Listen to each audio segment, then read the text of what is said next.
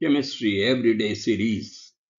आज का विषय है important PYQs on your unit 2 solutions.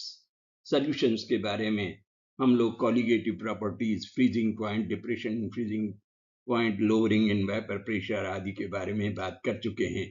अब इससे रिलेटेड कुछ इम्पोर्टेंट और सेलेक्टेड क्वेश्चंस हम आज करेंगे।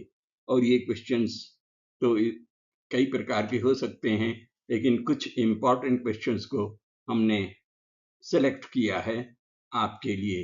तो कृपया देखें कि ये क्वेश्चन किस प्रकार से हो सकता है। और ये AIPMT स्क्रीनिंग 2010 का है।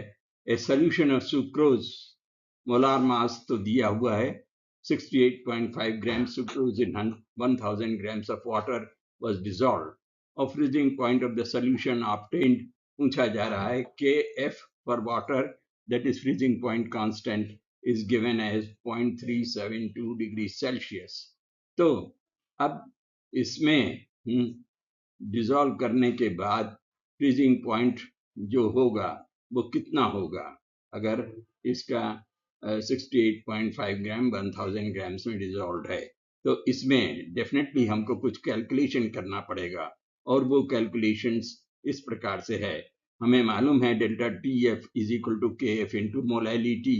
मोलैलिटी के लिए हम 68.5 को 342 से डिवाइड करेंगे तो हमें मोलैलिटी आ गई, and it is the you get 0.372.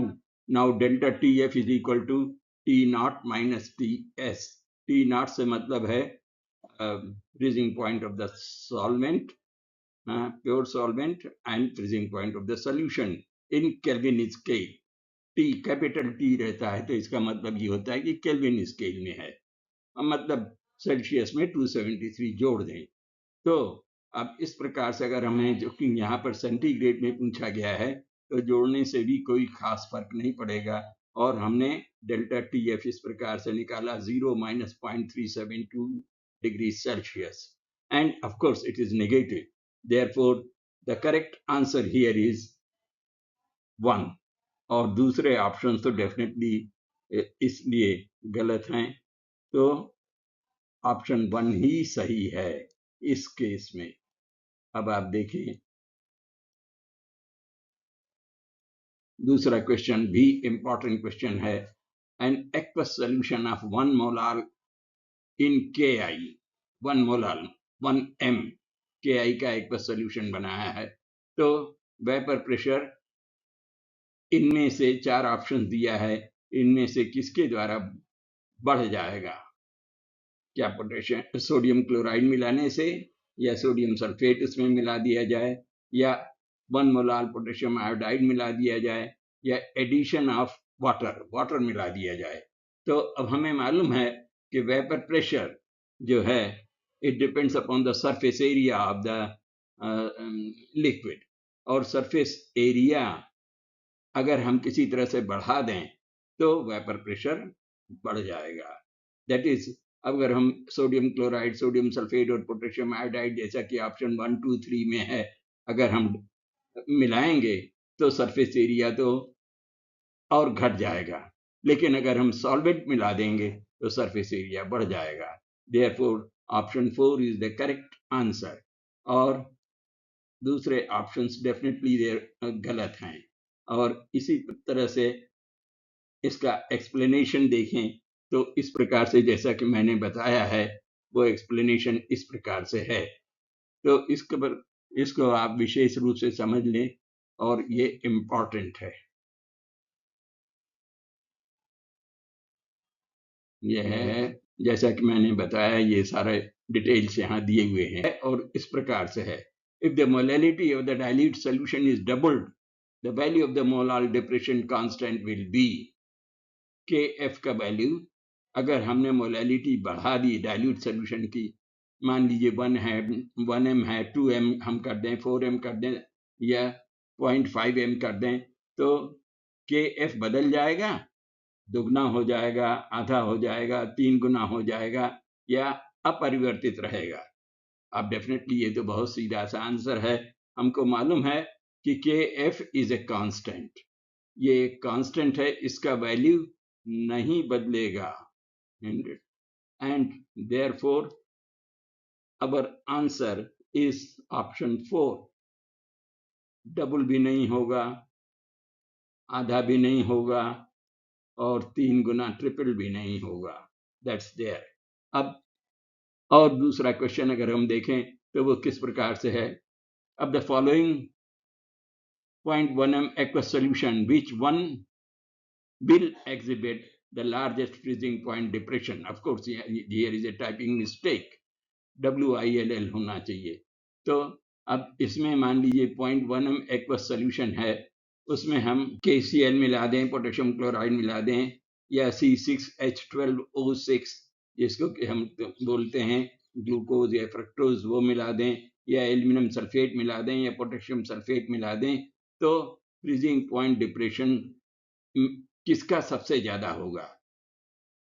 अब हमको ये मालूम है, इसमें चूंकि ये इलेक्ट्रोलाइट्स हैं, C6H12O6 ग्लूकोज या फ्रक्टोज को छोड़ करके बाकी सारे इलेक्ट्रोलाइट्स हैं, और इलेक्ट्रोलाइट्स जब हम डिसॉल्व करते हैं तो क्या होता है, पोटेशियम क्लोराइड आयोनाइज हो जाता है, it forms potassium ion and the chloride ions. Number of particles 1 से 2 हो जाते हैं. पोटेशियम सल्फेट में number of particles ionizes to 2K plus SO4 2 negative ion 1 से 3 हो जाते हैं, और एल्यूमिनियम सल्फेट में 1 से 5 हो जाते हैं, क्योंकि twice Al plus 3 SO4 2 negative. तो एक मॉलिक्यूल जब सॉल्यूशन में डिसॉल्व होता है, ये इलेक्ट्रोलाइट्स हैं, तो उनके पार्टिकल्स की संख्या आयंस के रूप में अधिक हो जाती है. इसलिए यहाँ पर हमको क्या करना पड़ता है, क्वांटा फैक्टर I कैलकुलेट करना पड़ता है, और delta TF is equal to IKF, ये सूत्र लगता है, ये फार्मूला लगता है.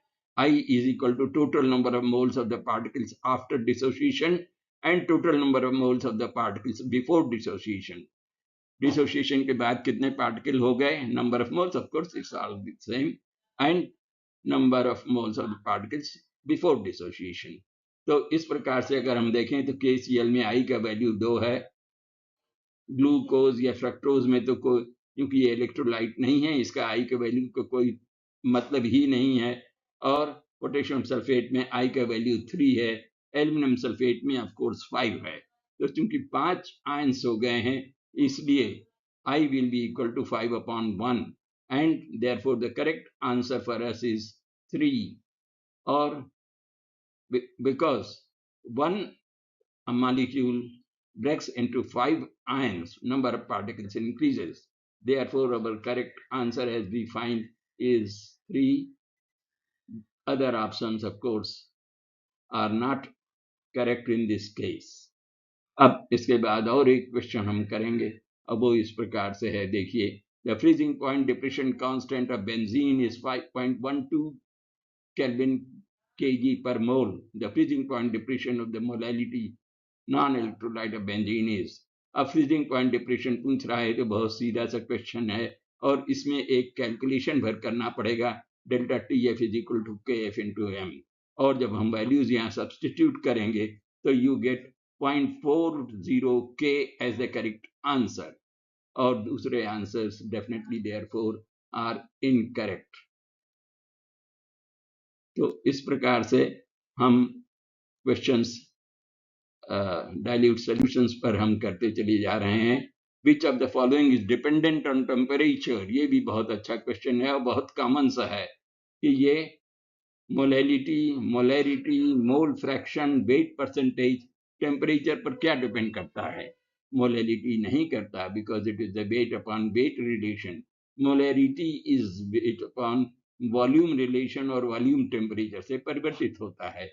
Therefore our option is second, molarity. Mole fraction तो एक रेशियो है, इससे कोई फर्क पड़ेगा नहीं, और weight percentage, weight by weight relation है, इसमें भी कोई फर्क नहीं पड़ेगा. Okay, that's there. और इस तरह के कई भी क्वेश्चन आते रहते हैं, हमको प्रैक्टिस करना बहुत जरूरी है. उसी के आधार पर हम सक्सेसफुल हो सकेंगे अपनी परीक्षाओं में और आगे के अध्ययन में. Okay, thank you.